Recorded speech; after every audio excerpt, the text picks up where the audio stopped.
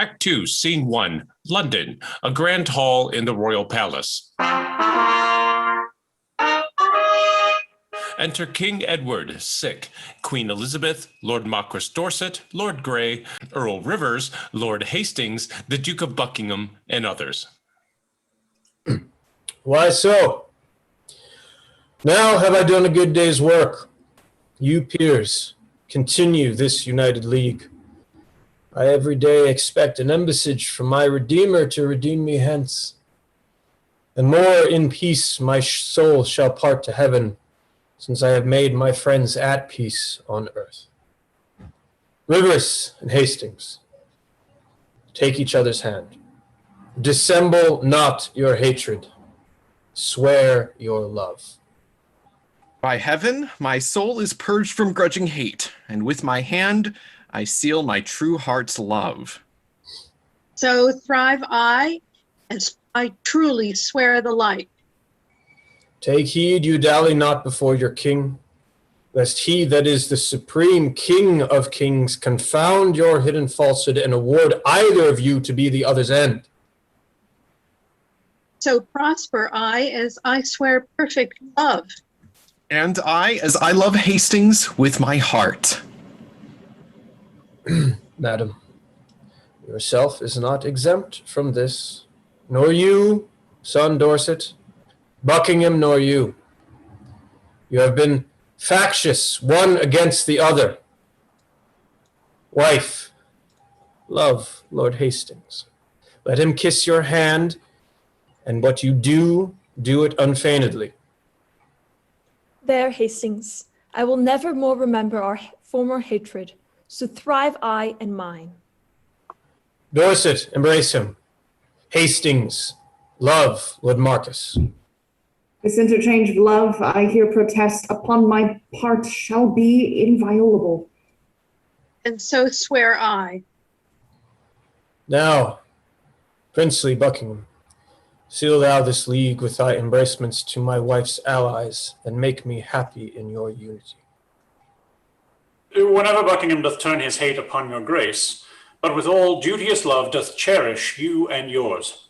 God punish me with hate in those where I expect most love. When I have most need to employ a friend, and most assured that he is a friend, deep, hollow, treacherous, and full of guile be he unto me. This do I beg of God, when I am cold in love to you or yours. A pleasing, cordial, princely Buckingham, is this thy vow unto my sickly heart. There wanteth now our brother Gloucester here to make the blessed period of this peace. And in good time. Here comes Sir Richard Ratcliffe and the Duke. Good morrow to my sovereign king and queen, and princely peers, a happy time of day. Happy indeed, as we have spent the day. Gloucester, we have done deeds of charity, made peace of enmity, fair love of hate, between these swelling, wrong, insensate peers. A blessed labor, my most sovereign lord. Among this princely heap, if any here by false intelligence or wrong surmise hold me a foe, if I, unwittingly or in my rage, have aught committed that is hardly borne by any born in this presence, I desire to reconcile me to his friendly peace. 'Tis death to me to be at enmity. I hate it, and desire all good men's love. First, madam, I entrust true peace of you, which I will purchase with my duteous service. Of you, my noble cousin Buckingham, if ever any grudge were lodged between us, of you and you, Lord Rivers and Dorset, that all without desert have frowned on me. Of you, Lord Woodville, Lord Scales, of you, dukes, earls, lords, gentlemen, indeed of all I do not know what Englishman alive with whom my soul is any jot at odds. More than the infant that is born tonight, I thank God for my humility. A holy day shall this be kept hereafter. I would to God all strifes were well compounded. My sovereign lord, I do beseech your highness to take our brother Clarence to your grace. Why, madam, I have offered love for this, to be so flattered in this royal presence. Who knows not that the gentle duke is dead? You do him injury to scorn his course. Who knows not he is dead? Who knows he is? Oh, seeing heaven, what a world is this? Look I so pale, Lord Dorset, as the rest. Ay, my good lord, and no man in the presence but his red color hath forsook his cheeks. Is Clarence dead? The order was reversed. But he, poor man, by your first order died, and that a winged Mercury did bear. Some tardy cripple bare the countermand, and that came too lag to see him buried. God grant that some less noble, less loyal, near in bloody thoughts and not in blood, deserve not worse than wretched Clarence did, and yet go current from suspicion.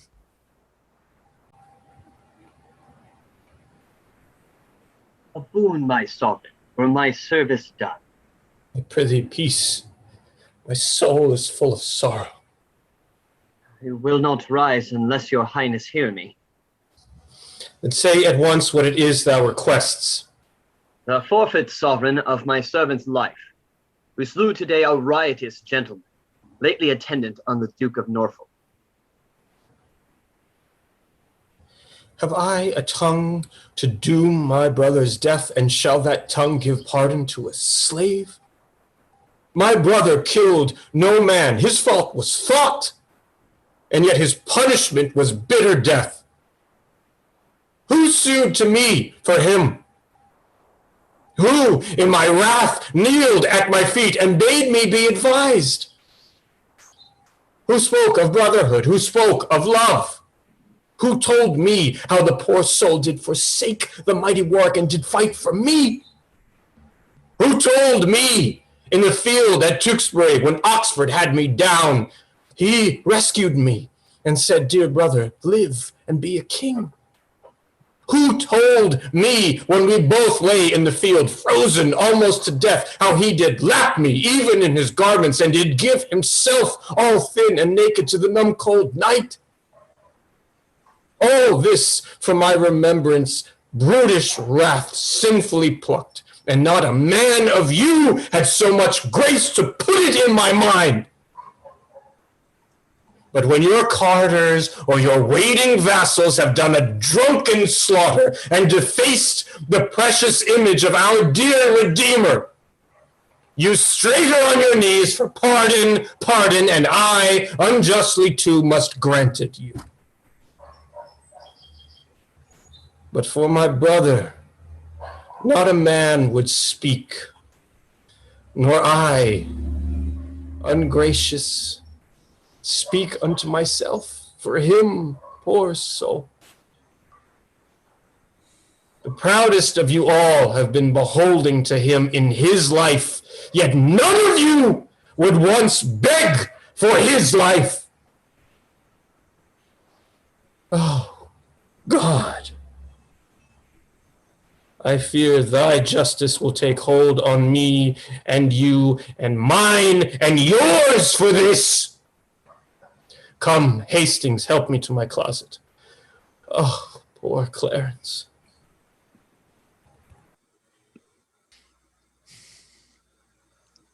This is the fruits of rashness. Marked you not how that the guilty kindred of the queen looked pale when they did hear of Clarence's death? Oh, they did urge it still unto the king. God will revenge it. Come, lords, will you go to comfort Edward with our company? We wait upon your grace.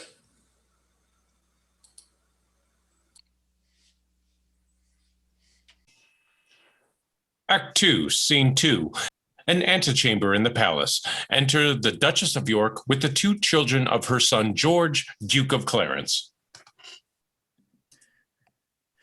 Good grandam, tell us, is our father dead? No, boy. Why do you weep so oft and beat your breast and cry, "Oh, Clarence, my unhappy son"? Why do you look on us and shake your head and call us orphans, wretches, castaways, if that our noble father were alive? My pretty cousins, you mistake me both. I do lament the sickness of the king, as loath to lose him, not your father's death. It were lost sorrow to wail one that's lost. Then you conclude, my grandam, he is dead. The king, my uncle, is to blame for it.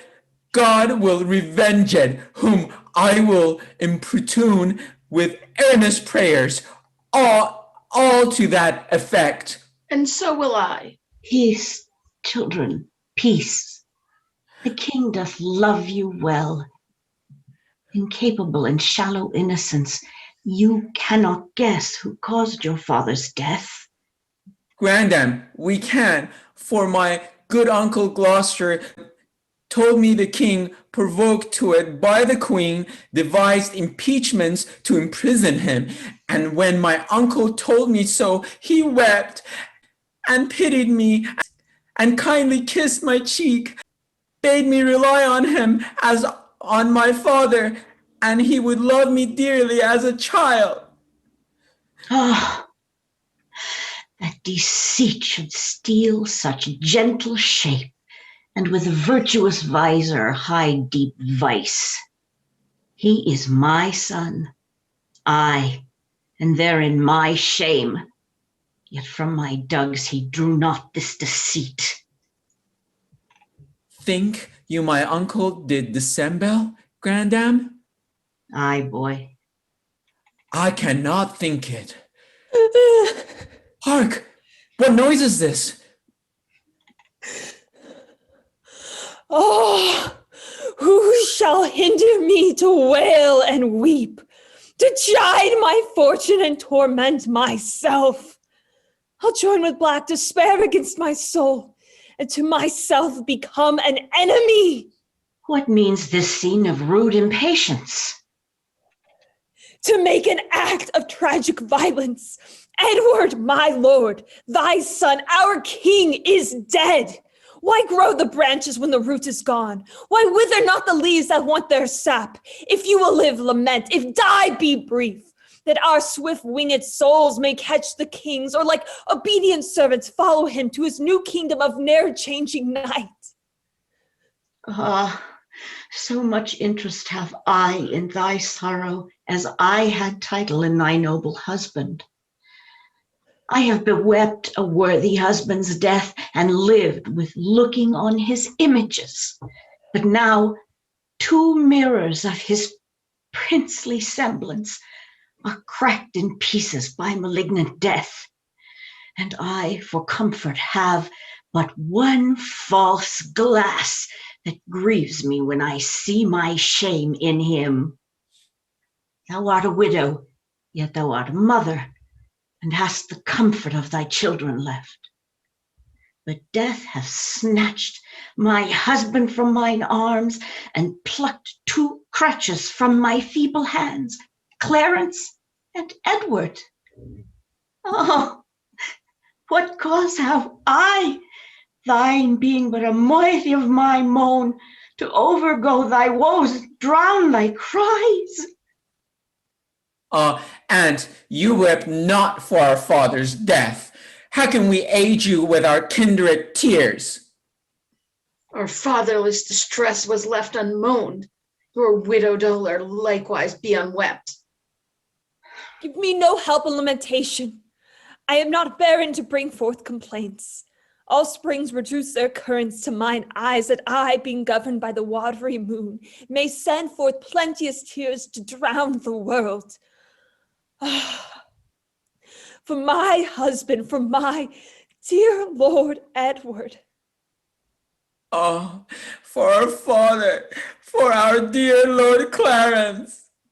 Alas, for both mine, Edward and Clarence. What stay had I but Edward, and he's gone? What stay had we but Clarence, and he's gone?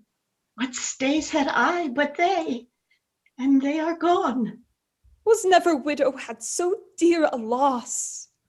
Where never orphans had so dear a loss?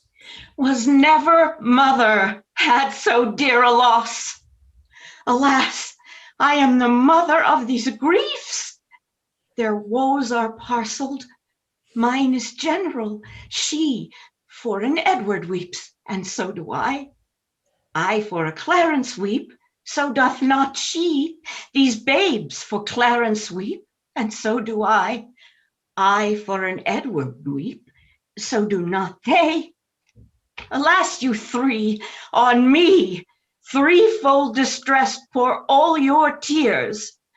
I am your sorrow's nurse, and I will pamper it with lamentation. Comfort, dear mother. God is much displeased that you take with unthankfulness his doing. In common worldly things, 'tis called ungrateful, with dull unwillingness to repay a debt with which a bounteous hand was kindly lent, much more to be thus opposite with heaven, for it requires the royal debt it lent you. Madam, bethink you, like a careful mother, of the young prince, your son. Send straight for him. Let him be crowned. In him your comfort lives. Drown desperate sorrow in dead Edward's grave, and plant your joys in living Edward's throne. Sister, have comfort. All of us have cause to wail the dimming of our shining star, but none can help our harms by wailing them. Madam, my mother, I do cry you mercy. I did not see your grace. Humbly on my knee, I crave your blessing. God bless thee, and put meekness in thy breast, love, charity, obedience, and true duty. Amen. And make me die a good old man. That is the butt end of a mother's blessing. I marvel that her grace did leave it out. You cloudy princes and heart-sorrowing peers that bear this heavy mutual load of moan, now cheer each other in each other's love. Though we have spent our harvest of this king, we are to reap the harvest of his son. The broken rancor of your high-swollen hates, but lately splintered, knit, and joined together, must gently be preserved, cherished, and kept. Meseemeth good that with some little train forthwith from Ludlow the young prince be fet hither to London, to be crowned our king. Why with some little train, my lord of Buckingham? Marry, my lord, lest by a multitude the new healed wound of malice should break out, which would be so much the more dangerous by how much the estate is green and yet ungoverned. Well, every horse bears his commanding rein and may direct his course as please himself, as well the fear of harm as harm apparent, in my opinion, ought to be prevented. I hope the king made peace with all of us, and the compact is firm and true in me. And so in me, and so I think in all. Yet since it is but green, it should be put to no apparent likelihood of breach, which haply by much company might be urged. Therefore I say with noble Buckingham, that it is meet so few should fetch the prince. And so say I. Then be it so, and go we to determine who they shall be that straight shall post to Ludlow. Madam, and you, my sister, will you go to give your censures in this business?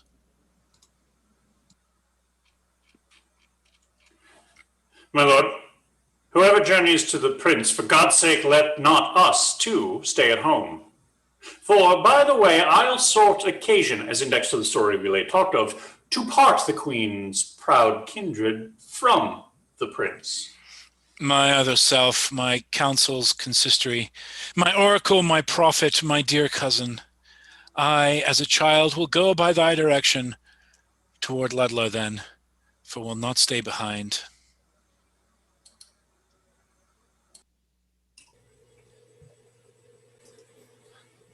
Act 2, Scene 3. London, a street outside the courts of justice. Enter two citizens.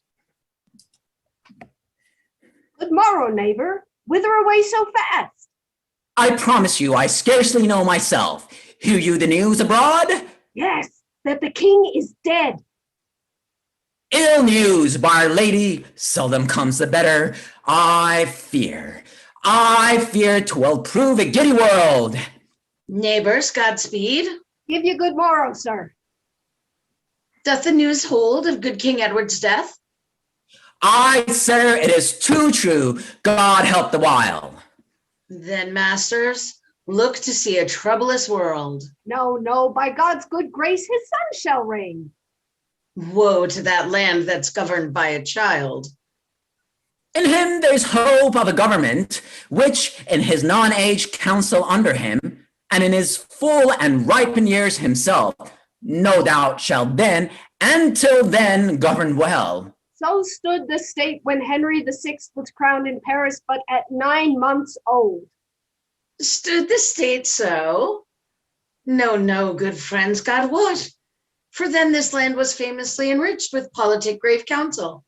Then the king had virtuous uncles to protect his grace. Why, so hath this, both by his father and his mother. Better it were they all came by his father, or by his father there were none at all. For emulation, who shall now be nearest with touch us all too near, if God prevent not? Oh, full of danger is the Duke of Gloucester, and the queen's sons and brothers haught and proud. And were they to be ruled and not to rule, this sickly land might solace as before. Come, come, we fear the worst. All will be well.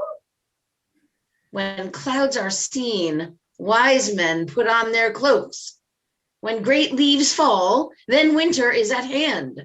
When the sun sets, who doth not look for night? Untimely storms makes men expect a dearth. All may be well, but if God sorted so, 'tis more than we deserve or I expect. Truly, the hearts of men are full of fear. You cannot reason almost with a man that looks not heavily and full of dread. Before the days of change, still is it so. By a divine instinct, men's minds must mistrust ensuing danger, as by proof we see the water swell before a boisterous storm. But leave it all to God. Whither away? Mary, we were sent for to the justices. And so was I. I'll bear you company.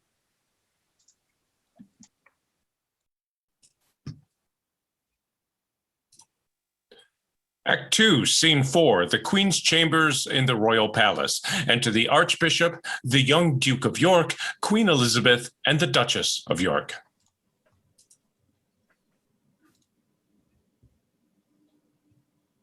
Last night I hear they lay at Stony Stratford, and at Northampton they do rest tonight. Tomorrow or next day they will be here. I long with all my heart to see the prince. I hope he is much grown since last I saw him. But I hear no. They say my son of York has almost overtaken him in growth. Aye, mother, but I would not have it so. Why, my good cousin, it is good to grow. Grandam, one night as we did sit at supper, my uncle Rivers talked how I did grow more than my brother. Aye, quoth my uncle Gloucester, small herbs have grace, great weeds do grow apace. And since methinks I would not grow so fast, because sweet flowers are slow and weeds make haste. Good faith, the saying did not hold in him that did object the same to thee. He was the wretchedest thing when he was young, so long a-growing and so leisurely that if his rule were true, he should be gracious. And so no doubt he is, my gracious madam. I hope he is, but yet let mothers doubt. Now, by my troth, if I had been remembered, I could have given my uncle's grace a flout to touch his growth nearer than he touched mine. How, my young York? I prithee let me hear it. Mary, they say my uncle grew so fast that he could gnaw a crust at 2 hours old. 'Twas full 2 years ere I could get a tooth. Grandam, this would have been a biting jest. I prithee, pretty York, who told thee this? Grandam, his nurse. His nurse? Why, she was dead ere thou wast born. If 'twere not she, I cannot tell who told me. Oh, parlous boy, go to, you are too shrewd. Good madam, be not angry with the child. Pictures have ears. Here comes a messenger. What news? Such news, my lord, as grieves me to report. How doth the prince? Well, madam, and in health. What is thy news? Lord Rivers and Lord Grey are sent to Pomfret, and with them Sir Thomas Vaughan, prisoners. Who hath committed them? The mighty dukes, Gloucester and Buckingham. For what offense? The sum of all I can I have disclosed. Why and for what the nobles were committed is all unknown to me, my gracious lord.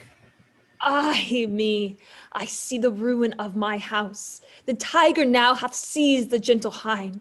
Insulting tyranny begins to jet upon the innocent and aweless throne. Welcome, destruction, blood, and massacre. I see, as in a map, the end of all.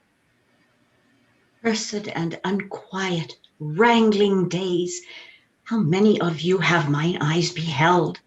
My husband lost his life to get the crown, and often up and down my sons were tossed for me to joy and weep their gain and loss. And being seated and domestic broils clean overblown, themselves the conquerors make war upon themselves, brother to brother, blood to blood, self against self. Oh, preposterous and frantic outrage, end thy damned spleen, or let me die to look on earth no more. Come, come, my boy, we will to sanctuary. Madam, farewell. Stay, I will go with you. You have no cause. My gracious lady, go, and thither bear your treasure with your goods. For my part, I'll resign unto your grace the seal I keep, and so be tied to me, as well I tender you and all of yours. Go, I will conduct you to sanctuary.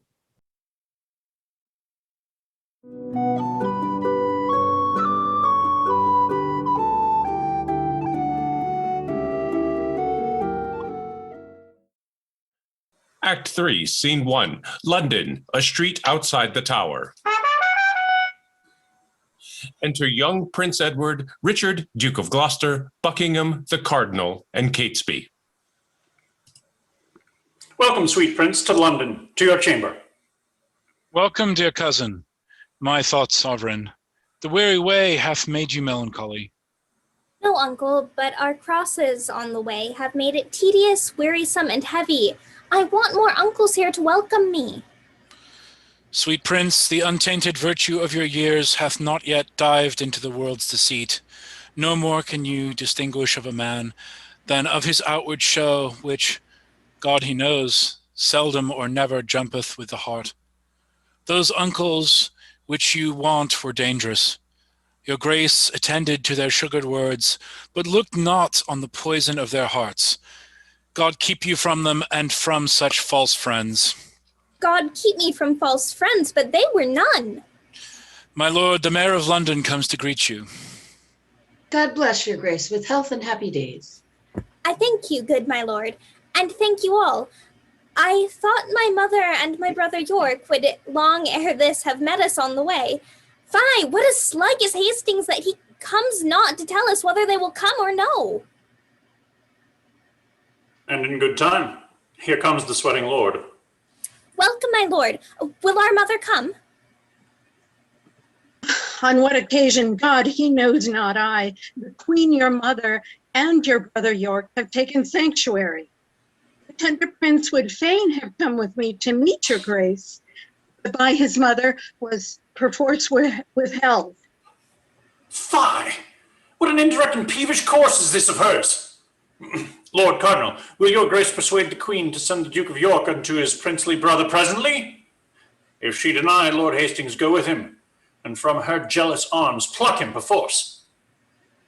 My Lord of Buckingham, if my weak oratory can from his mother win the Duke of York, anon expect him here. But if she be obdurate to mild entreaties, God in heaven forbid we should infringe the holy privilege of blessed sanctuary. Not for all this land would I be guilty of so deep a sin. You are too senseless obstinate, my lord, too ceremonious and traditional. Weigh it but with the grossness of this age. You break not sanctuary in seizing him.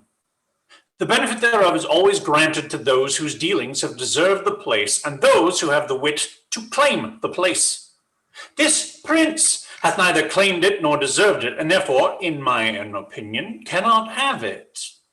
Then, taking him from thence that is not there, you break no privilege nor charter there. Oft have I heard of sanctuary men, but sanctuary children, Never till now. My lord, you shall o'errule my mind for once. Come on, Lord Hastings, will you go with me? I go, my lord. Good lords, make all the speedy haste you may. Say, Uncle Gloucester, if our brother come, where shall we sojourn till our coronation? Where it seems best unto your royal self. If I may counsel you, some day or two your highness shall repose you at the Tower. Then from where you please, and shall be thought most fit for your best health and recreation. I do not like the Tower of any place. Did Julius Caesar build that place, my lord? He did, my gracious lord, begin that place, which since succeeding ages have re-edified. It is upon record, or else reported successively from age to age, he built it. Upon record, my gracious lord. But say, my lord, it were not registered, methinks the truth should live from age to age, as 'twere retailed to all posterity, even to the general all-ending day. So wise, so young, they say, do never live long. What say you, uncle? I say, without characters, fame lives long. Thus, like the formal vice iniquity, I moralize two meanings in one word. That Julius Caesar was a famous man, with what his valor did enrich his wit set down to make his valor live. Death makes no conquest of this conqueror, for now he lives in fame, though not in life. I'll tell you what, my cousin Buckingham. And what, my gracious lord? And if I live until I be a man, I'll win our ancient right in France again, or die a soldier as I lived a king. Short summers lightly have a forward spring. Now, in good time, here comes the Duke of York. Richard of York, how fares our loving brother? Well, my dread lord, so must I call you now. Aye, brother, to our grief, as it is yours. Too late he died that might have kept that title, which by his death hath lost much majesty. How fares our cousin, the noble Lord of York? I thank you, gentle uncle. Oh, my lord, you said that idle weeds are fast in growth. The prince, my brother, hath outgrown me far. He hath, my lord. And so, therefore, is he idle? Oh, my fair cousin, I must not say so. Then he is more beholding to you than I. He may command me as my sovereign, but you have power in me as a kinsman. I pray you, uncle, give me this dagger. A dagger, little cousin, with all my heart. A beggar, brother? Of my kind uncle that I know will give, and being but a toy, which is no grief to give. A greater gift than that I'll give my cousin. A greater gift? Oh, that's the sword to it. Aye, gentle cousin, were it light enough. Oh, then I see you will part with but light gifts. In weightier things you'll say a beggar nay. It is too heavy for your grace to wear. I wear it lightly, were it heavier. What would you have my weapon, little lord? I would, that I might thank you as you call me. How? Little. My Lord of York will still be cross in talk. Uncle, your grace knows how to bear with him. You mean to bear me, not to bear with me. Uncle, my brother mocks both you and me because that I am little like an ape. He thinks that you should bear me on your shoulders. What a sharp provided wit he reasons. To mitigate the scorn he gives his uncle, he prettily and aptly taunts himself. So cunning and so young, he is wonderful. My lord, will it please you to pass along? Myself and my good cousin Buckingham will to your mother, to entreat of her to meet you at the Tower and to welcome you. What, will you go into the Tower, my lord? My Lord Protector needs it will have it so. I shall not sleep in quiet in the Tower. Why, what should you fear? Mary, my Uncle Clarence's angry ghost. My grandam told me he was murdered there. I fear no uncle's dead. Nor none that live, I hope. And if they live, I hope I need not fear. But come, my lord, with a heavy heart, thinking on them, go I unto the Tower.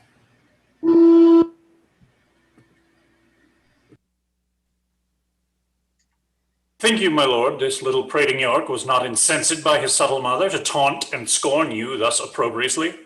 No doubt, no doubt. Oh, 'tis a parlous boy. bold, quick, ingenious, forward, capable. He is all the mothers from top to toe. Well, let them rest. Come hither, Catesby. Thou art sworn as deeply to effect what we intend as closely to conceal what we impart. Thou knowest our reasons urged upon the way. What thinkest thou? Is it not an easy matter to make William Lord Hastings of our mind for the installment of this noble duke in the seat royal of this famous isle?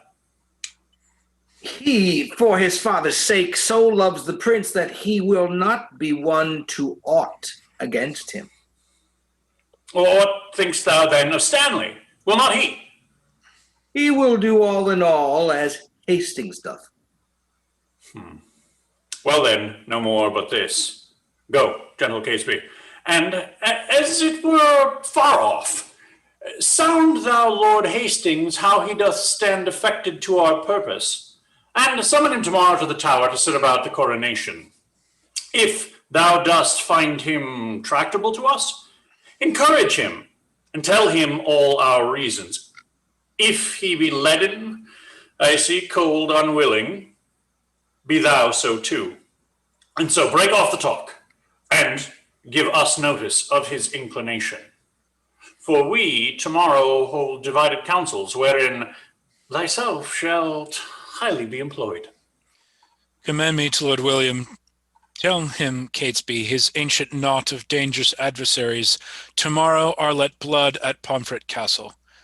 And bid my lord, for joy of this good news, give Mistress Shore one gentle kiss more. Good Catesby, go effect this business soundly. My good lords both, with all the heed I can. Shall we hear from you, Catesby, ere we sleep? You shall, my lord. At Crosby House, there you shall find us both. Now, my lord, what shall we do if we perceive Lord Hastings will not yield to our complots? Chop off his head. Something we will determine. And look, when I am king, claim thou of me the earldom of Hereford, and all the movables whereof the king my brother was possessed. I will claim that promise at your grace's hand. And look to have it yielded with all kindness. Come, let us sup betimes, that afterwards we may digest our complots in some form.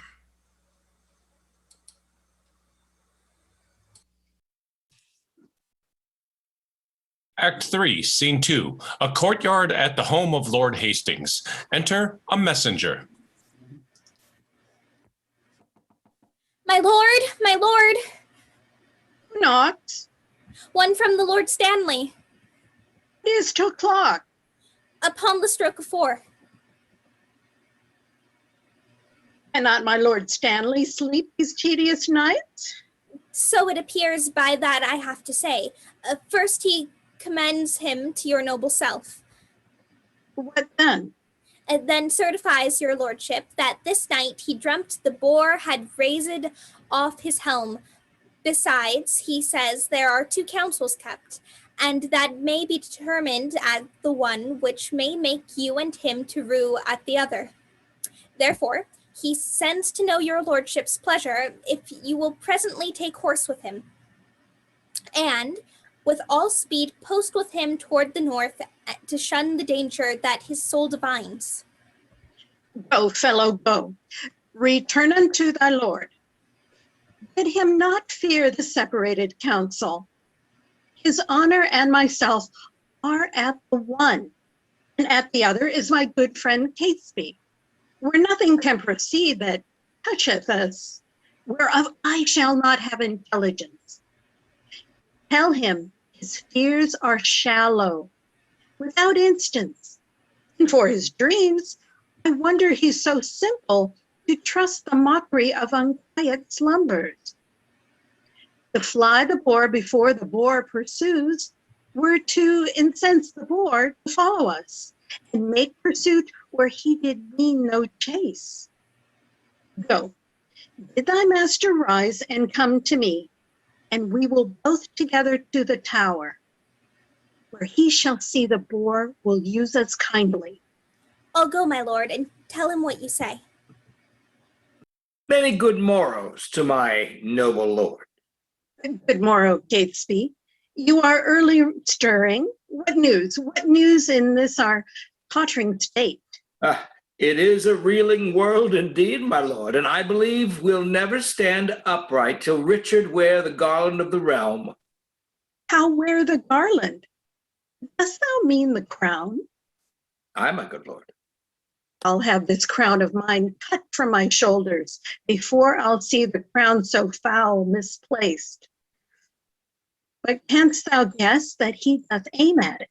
Aye, on my life, and hopes to find you forward upon his party for the gain thereof. And thereupon he sends you this good news, that this same very day your enemies, the kindred of the queen, must die at Pomfret.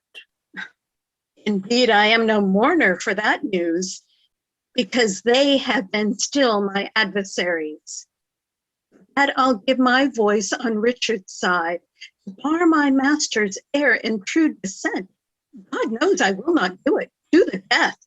God keep your lordship in that gracious mind. But I shall laugh at this a 12-month hence, that they which brought me in my master's hate, I live to look upon their tragedy. Well, Catesby, ere a fortnight make me older, I'll send some packing, that yet think not on't. 'Tis a vile thing to die, my gracious lord, when men are unprepared and look not for it. Oh, monstrous, monstrous. And falls it out with Rivers, Vaughan, Gray. And so 'twill do with some men else that think themselves as safe as thou and I, who, as thou knowst, are dear to princely Richard and to Buckingham. The princes both make high account of you, for they account his head upon the bridge. I know they do, and I have well deserved it. Come on, come on. Where's your boar spear, man? Fear you the boar and go so unprovided? Lord, good morrow. A good morrow, Catesby. You may jest on, but by the holy rood, I do not like these several counsels, My lord, I hold my life as dear as you do yours, and never in my days, I do protest, was it so precious to me as 'tis now. Think you but that I know our state secure, I would be so triumphant as I am? The lords at Pomfret, when they rode from London, were joking and supposed their states were sure, and they indeed had no cause to mistrust. But yet you see how soon the day o'ercast. This sudden stab of rancor I missed out. Pray God, I say, I prove a needless coward. What, shall we toward the tower? The day is spent. Come, come, have with you. What you would, my lord. Today the lords you talk of are beheaded. They, for their truth, might better wear their heads than some that have accused them wear their hats. Come, my lord, let's away. Go on before. I'll talk with this good fellow. How now, sirrah? How goes the world with thee? The better that your lordship please to ask. I tell thee, man, 'tis better with me now than when thou metst me last, where now we meet. Then was I going prisoner to the Tower by the suggestion of the Queen's allies. But now I tell thee, keep it to thyself. This day those enemies are put to death, and I in better state than ere I was. God hold it to your honor's good content. Gramercy, fellow. There, drink that for me. I thank your honor. Well met, my lord. I am glad to see your honor. I thank you, good Sir John, with all my heart. I am in your debt for your last exercise. Come the next Sabbath, and I will content you. I'll wait upon your lordship. What? Talking with the priest, Lord Chamberlain? Your friends at Pomfret, they do need the priest. Your honor hath no shriving work in hand. Good faith. And when I met this holy man, the men you talk of came into my mind. What, go you toward the Tower? I do, my lord. but long I cannot stay there. I shall return before your lordship thence. Nay, like enough, for I stayed dinner there. And supper too, although thou knowest it not. Come, will you go? I'll wait upon your lordship.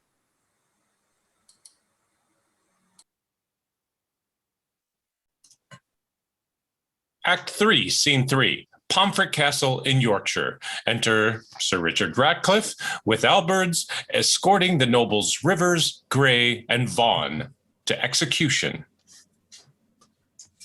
Sir Richard Ratcliffe, let me tell thee this.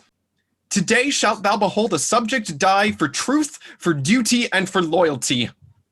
God bless the prince from all the pack of you. A knot you are of damned bloodsuckers. You live that shall cry woe for this hereafter. Dispatch. The limit of your lives is out.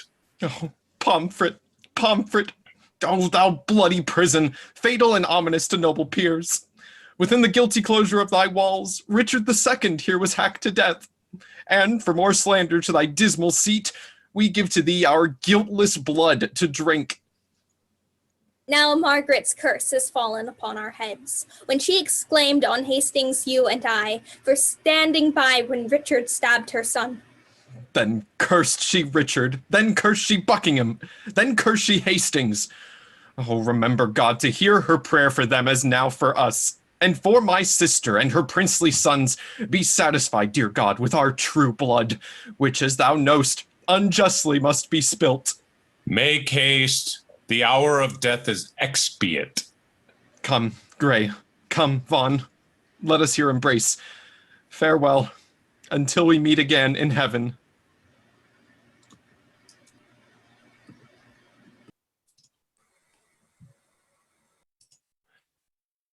Act 3, Scene 4. London, a chamber in the Tower. Enter Buckingham, Lord Stanley, Hastings, the Bishop of Ely, Norfolk, Ratcliffe, and Lovell. Now, noble peers, the cause why we are met is to determine of the coronation, and in God's name speak. When is the royal day? Is all things ready for the royal time? Yes, at once but nomination. Tomorrow, then, I judge a happy day. Who knows the Lord Protector's mind herein? Who is most inward with the noble Duke? Your Grace, we think, should soonest know his mind. We know each other's faces. For our hearts, he knows no more of mine than I of yours, or I of his, my lord, than you of mine. Lord Hastings, you and he are near in love. I thank his grace. I know he loves me well, but for his purpose in the coronation, I have not sounded him, nor he delivered his gracious pleasure any way therein.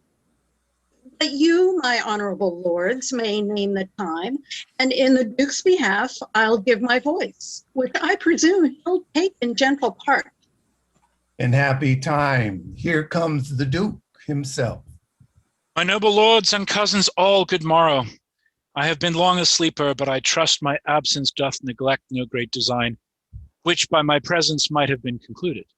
Had you not come upon your cue, my lord, William Lord Hastings had pronounced your part. I mean, your voice for crowning of the king. Than my Lord Hastings, no man might be bolder. His lordship knows me well and loves me well. My lord of Ely, when I was last in Holborn, I saw great strawberries in your garden there. I do beseech you, send for some of them. Harry and will, my lord, with all my heart. Cousin of Buckingham, a word with you. Catesby hath sounded Hastings in our business, and finds the testy gentleman so hot that he will lose his head ere give consent. His master's child, as worshipfully he terms it, shall lose the royalty of England's throne. Withdraw yourself a while. I'll go with you. We have not yet set down this day of triumph.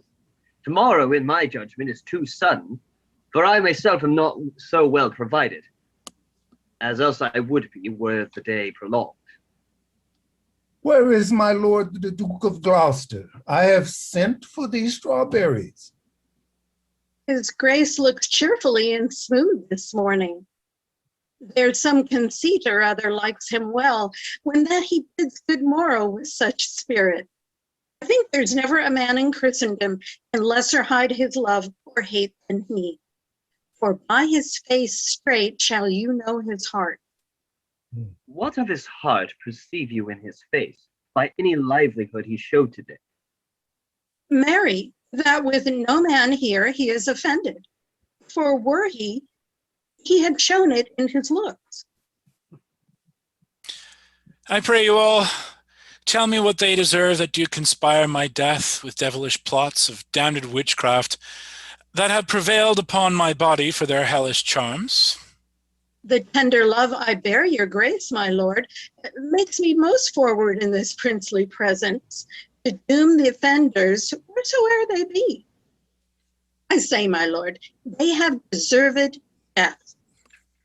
Then be your eyes witness of their evil. Look how I am bewitched. Behold, my arm up is like the blasted sapling withered up. And this is Edward's wife, that monstrous witch, consorted with that harlot strumpet sure, that by their witchcraft thus have marked me. If they have done this deed, my noble lord.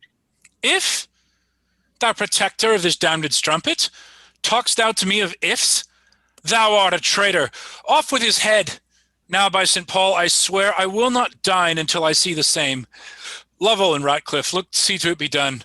The rest that love me, rise and follow me.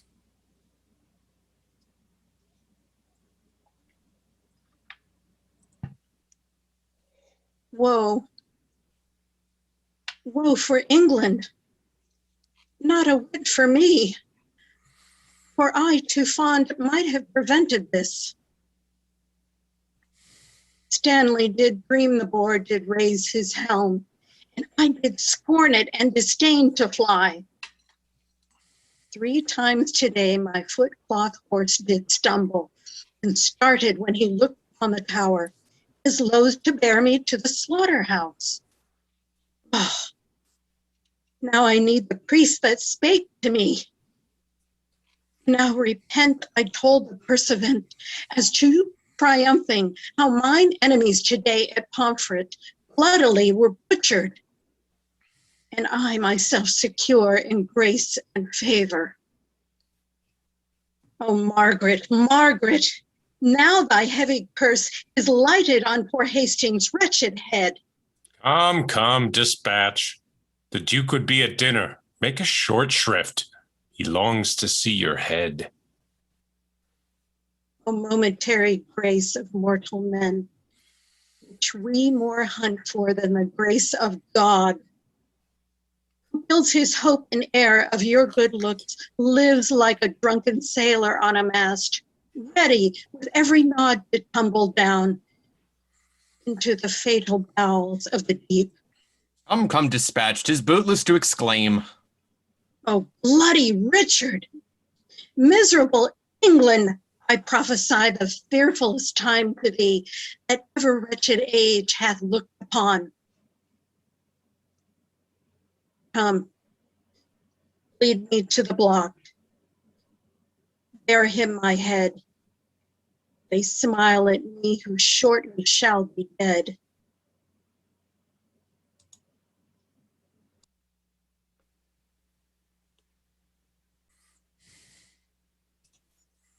Act 3, Scene 5. Upon the walls of the tower, enter Richard and Buckingham.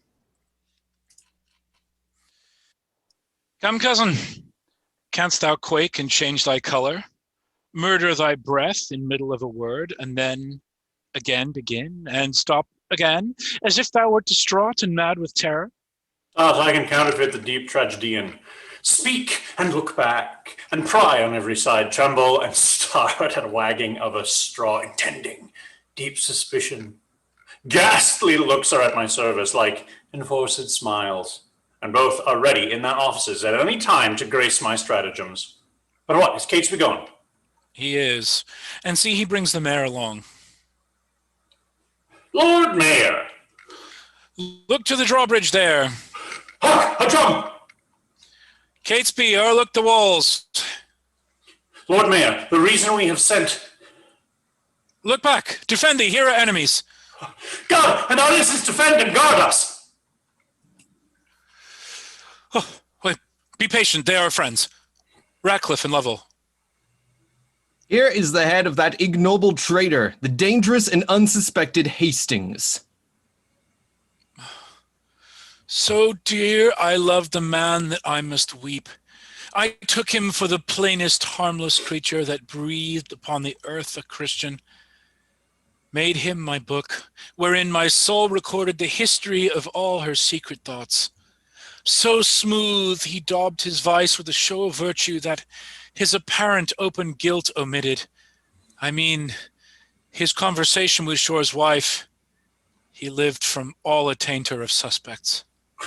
Well, he was the covert sheltered traitor that ever lived. Would you imagine or almost believe, were it not that by great preservation we live to tell it, that the subtle traitor this day had plotted in the council house to murder me and my good lord of Gloucester? Had he done so? What? Think you we are Turks or infidels? Or that we would, against the form of law, proceed thus rashly in the villain's death? But that the extreme peril of the case, the peace of England, and our person's safety enforced us to this execution. Now fair befall you. He deserved his death, and your good graces both have well proceeded to warn false traitors from the like attempts. I never looked for better at his hands after he once fell in with Mistress Shore. Yet, had we not determined he should die until your lordship come to see his end, which now the loving haste of these, our friends, something against our meanings have prevented, because, my lord, I would have had you heard the traitor speak and timorously confess the manner and the purpose of his treasons, that you might well have signified the same unto the citizens, who haply may misconster us in him and wail his death. But, my good lord, your grace's words shall deserve as well, as I had seen and heard him speak. And do not doubt, right and noble princes both, but I'll acquaint our duty as citizens with all your just proceedings in this case. And to that end we wished your lordship here, to avoid the censures of the carping world. Which, since you come too late of our intent, yet witness what you hear we did intend. And so, my good Lord Mayor, we bid farewell.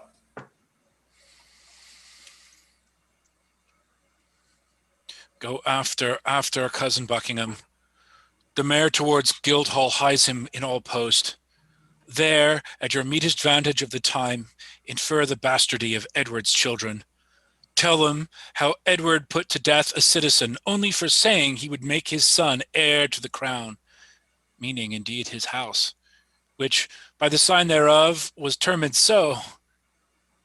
Moreover, urge his hateful luxury and bestial appetite in charge of lust, which stretched unto their servants, daughters, wives, even where his raging eye or savage heart without control lusted to make a prey. Nay, for a need, thus far come near my person. Tell them, when that thy mother went with child of that insatiate Edward, noble York, my princely father then had wars in France, and, by true computation of the time, found that the issue was not his begot, which well appeared in his lineaments, being nothing like the noble duke my father. Yet, touch this sparingly as 'twere far off, because, my lord, you know my mother lives. Not, my lord. I will play the orator as if the golden fee for which I plead were for myself. And so, my lord, adieu. If you thrive well, bring them to Baynard's castle, where you shall find me well accompanied with reverend fathers and well-learned bishops. I go, and towards 3 or 4 o'clock, look for the news that the Guildhall affords. Go, Lovell, with all speed to Dr. Shaw. Go thou to Friar Panker, bid them both meet me within this hour at Baynard's castle.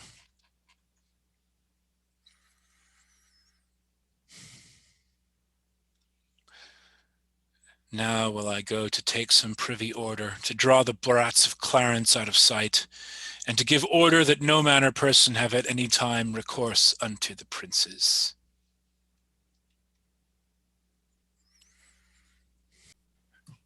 Act 3, Scene 6, a street in London. Enter a scrivener. Here is the indictment of the good Lord Hastings, which in a set hand fairly is engrossed that it may be read today or in Paul's. And mark how well the sequel hangs together. 11 hours I have spent to write it over, for yesternight by Catesby was it sent me. The precedent was full as long a-doing, and yet within these 5 hours, Hastings lived untainted, unexamined, free, at liberty. Here's a good world the while who is so gross that cannot see this palpable device, yet who so bold but says he sees it not? That is the world, and all will come to naught when such ill-dealing must be seen in thought.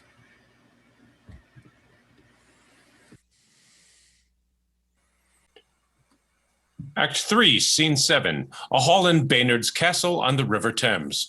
Enter Richard and Buckingham. How now, what say the citizens? Now, by the Holy Mother of our Lord, the citizens are mum, say not a word. Touched you the bastardy of Edward's children? I did.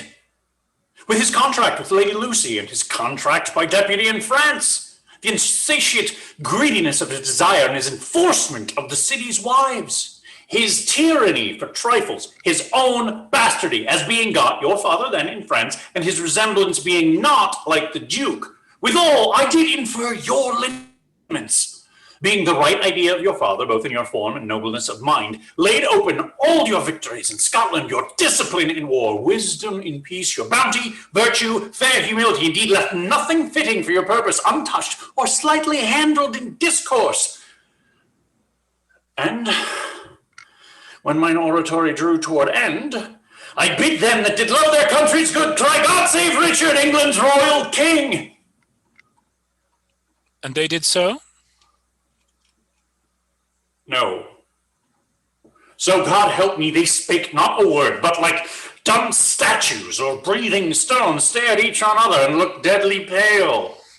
Which when I saw, I reprehended them and asked the mayor what meant this willful silence. His answer was, the people were not used to be spoke to, but by the recorder. Then he was urged to tell my tale again. Thus saith the Duke, thus hath the Duke inferred. But nothing spoken warrant from himself. When he had done, some followers of mine own, at lower end of the hall, hurled up their caps, and some 10 voices cried, God save King Richard! And thus I took the vantage of those few. Thanks, gentle citizens and friends, quoth I. This general applause and cheerful shout argues your wisdoms and your love to Richard. And even here brake off and came away. Tongueless blocks were they. Would they not speak? Will not the mayor then and his brethren come? The mayor is here at hand. Intend some fear. Be not you spoke with, but by mighty suit.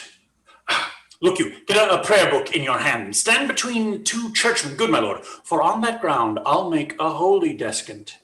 And be not easily won to our requests. Play the maid's part.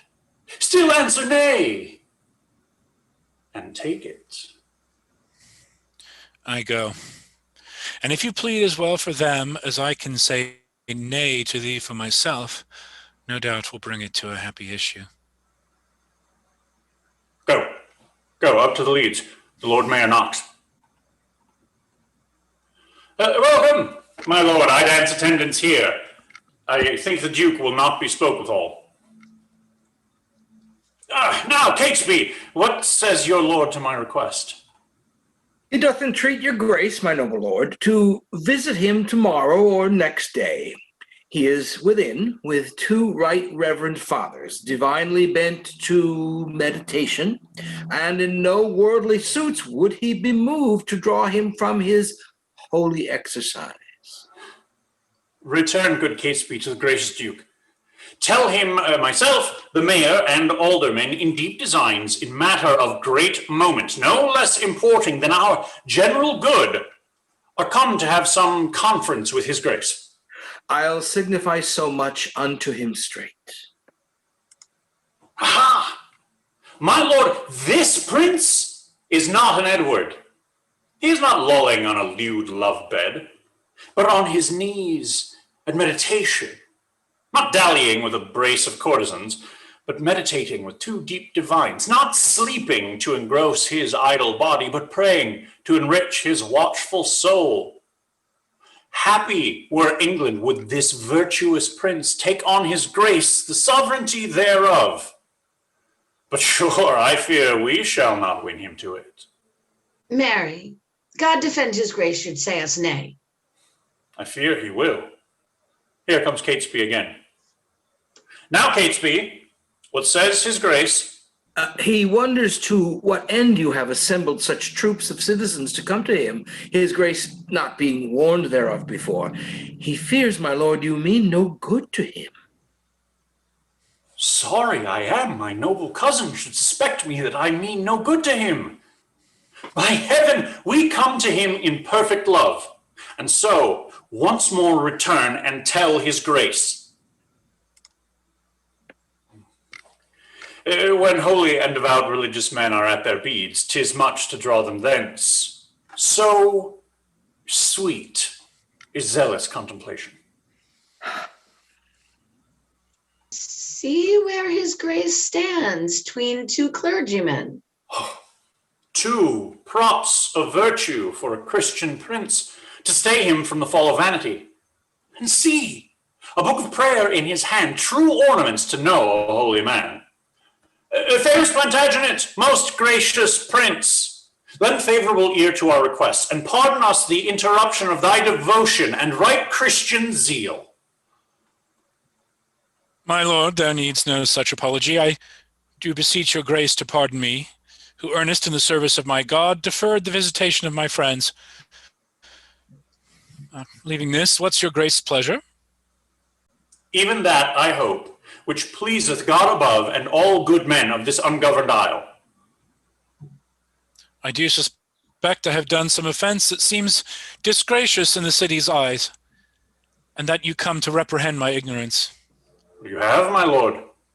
Would it might please your grace, on our entreaties, to amend your fault. Else, wherefore breathe I in a Christian land? No, then, it is your fault that you resigned the supreme seat, the throne, majestical, the sceptered office of your ancestors, your state of fortune, and your due of birth, the lineal glory of your royal house, to the corruption of a blemished stock, whilst in the mildness of your sleepy thoughts, which here we waken to our country's good, the noble isle doth want her proper limbs, her face defaced with scars of infamy, her royal stock graft with ignoble plants, and almost shouldered in the swallowing gulf of dark forgetfulness and deep oblivion, which to recure, we heartily solicit your gracious self to take on you the charge and kingly government of this your land, not as protector, steward, substitute, or lowly factor for another's gain, but as successively from blood to blood, your right of birth, your empery, your own. For this, consorted with the citizens, your very worshipful and loving friends, and by their vehement instigation, in this just cause come I to move your grace. I cannot tell if to depart in silence, or bitterly to speak in your reproof. Best fitteth my degree or your condition. If not to answer, you might haply think tongue-tied ambition not replying, yielded to bear the golden yoke of sovereignty, which fondly you would here impose on me. If to reprove you for this suit of yours, so seasoned with your faithful love to me, then on the other side I checked my friends, therefore to speak and to avoid the first, and then in speaking not to incur the last. Definitively thus I answer you, your love deserves my thanks, but my desert unmeritable shuns your high request. First, if all obstacles were cut away, and that my path were even to the crown as the ripe revenue and due of birth, yet so much is my poverty of spirit, so mighty in so many my defects, that I would rather hide me from my greatness. Being a bark to brook no mighty sea, than my greatness covet to be hid, and in the vapor of my glory smothered. But God be thanked, there is no need of me, and much I need to help you were there need. The royal tree hath left us royal fruit, which, mellowed by the stealing hours of time, will well become the seat of majesty, and make no doubt us happy by his reign. On him I lay that you would lay on me, the right and fortune of his happy stars, which God defend that I should wring from him. My lord, this argues conscience in your grace, but the respects thereof are nice and trivial, all circumstances well considered. You say that Edward is your brother's son, so say we too, but not by Edward's wife. For first was he contract to Lady Lucy. Your mother lives a witness to his vow, and afterward, by substitute, betrothed to Bona, sister to the King of France. Now, these both put off a poor petitioner, a care-crazed mother to a many sons, a beauty waning and a distressed widow, even in the afternoon of her best days, made prize and purchase of his wanton eye, seduced the pitch and height of his degree to base declension and loathed bigamy. By her, in his unlawful bed, he got this Edward, whom our manners call the prince. More bitterly could I expostulate, save that for reverence to some alive, I give a sparing limit to my tongue. Then good my lord, take to your royal self this proffered benefit of dignity, if not to bless us and the land withal, yet to draw forth your noble ancestry from the corruption of abusing times unto a lineal, true, derived course. Do, good my lord. Your citizens entreat you. Refuse not, mighty lord, this proffered love. Oh, make them joyful. Grant their lawful suit. Alas, why would you heap this care on me? I am unfit for state and majesty. I do beseech you, take it not amiss. I cannot, nor I will not yield to you. If you refuse it, as in love and zeal loath to depose the child, your brother's son, as well we know your tenderness of heart and gentle, kind, effeminate remorse, which we have noted in you to your kindred, and equally indeed to all estates. Yet no, where you accept our suit or no, your brother's son shall never reign our king. But we will plant some other in the throne to the disgrace and downfall of your house. And in this resolution here we leave you. Come, citizen Zones, I entreat no more. Oh, do not swear, my lord of Buckingham. Call him again, sweet prince. Accept their suit. If you deny them, all the land will rue it. Will you enforce me to a world of cares? Call them again. I am not made of stones, but penetrable to your kind entreaties, albeit against my conscience and my soul. Cousin of Buckingham and sage great men, since you will buckle fortune on my back to bear her burden, whether I will or no, I must have patience to endure the load. But if black scandal or foul-faced reproach attend the sequel of your imposition, your mere enforcement shall acquittance me from all the impure blots and stains thereof. For God doth know, and you may partly see how far I am from the desire of this. God bless your grace. We see it and will say it. Saying so, you shall but say the truth. Then I salute you with this royal title. Long live Richard, England's worthy king. Amen. Tomorrow, may it please you to be crowned? Even when you please, for you will have it so. Tomorrow, then, we will attend your grace. And so, most joyfully, we take our leave. Come, let us to our holy work again. Farewell, my cousin. Farewell, gentle friends.